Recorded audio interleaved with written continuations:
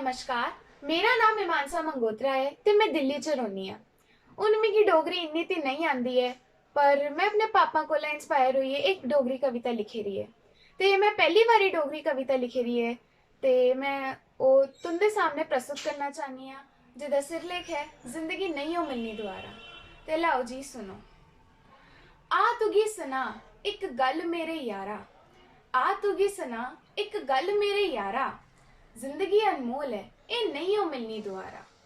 निक्की जेही जिंदगी है हस्सी खेड़ी गुजारी लाओ, निक्की जेही जिंदगी है हस्सी खेड़ी गुजारी लाओ, इक दुए दी मदद करी हस्सी बारी बारी लाओ। भाग्य च जो है ओ ते होना गै है, भाग्य च जो है ओ ते होना गै है, जां ते पाना है जां गवाना गै है। मौती शा की डरना अपने टैमा सिर औंदी है, मौती शा पहले जिंदगी जीना भी ते सखांदी है।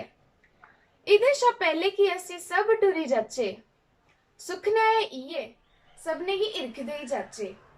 इसे जिंदगी च केई लोग ने त्रुट्टी जंदे, इयां गे केई अपने भी छुड़की जंदे। इयां जिंद मुआने शा पहले जीना ते सिक्खी ले, इयां जिंद मुआने शा पहले जीना ते सिक्खी ले।